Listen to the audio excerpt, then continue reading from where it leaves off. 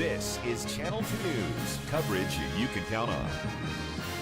I will never see justice, and I didn't do anything wrong. It was an emotional day at the state legislature as an Assembly Judiciary Committee heard emotional testimony all over a bill that would eliminate the criminal statute of limitations for rape and sexual assault cases. Coverage of the 2015 legislature tops Channel 2 News at 5 o'clock. Good evening, everyone. I'm Kristen Remington. Wendy has the night off. Thanks for being with us. Nevada law says victims of rape or sexual assault have to report the crime within 4 years or charges cannot be filed. But some say there shouldn't be a time limit. Paul Nelson was at today's hearing for Assembly Bill 212. Paul, some powerful testimony came during this meeting, huh? Very powerful and emotional testimony, Kristen. Some victims of these types of crimes don't report it for years or even decades.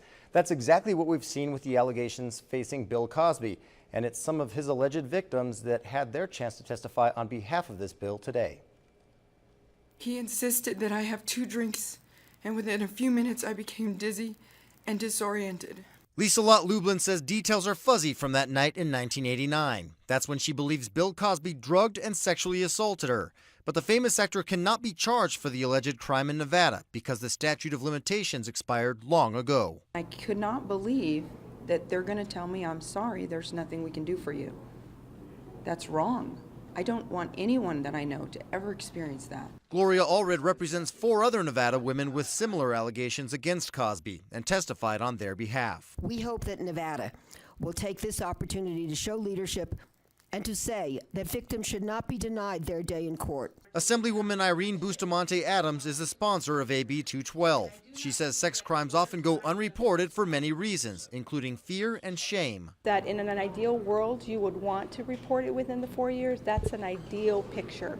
That's not reality. Lublin's husband Benjamin says it took him 25 years before he talked about being sexually assaulted as a boy. He says sexual predators are the only ones that benefit from current law. There's no reason to allow a rapist or an assailant to get away with rape or sexual assault. And that's what the statute of limitations does. The bill has support from prosecutors and law enforcement, but some say the statute of limitations does play an important role. Over time, evidence can get stale, witnesses die, and the way people remember things changes. Only one person testified against the bill from Las Vegas, saying current law protects innocent people from false accusations. You also have to think about whether or not you would want to be in a position where someone is saying 35 years ago, you did this to me. Now, if AB 212 does pass, it will not be retroactive because of constitutional reasons. So nothing would change for the people who testified today, but it would mean people in the future would not have a deadline to report a sex crime. Covering the 2015 legislature live in the studio, Paul Nelson, Channel 2 News.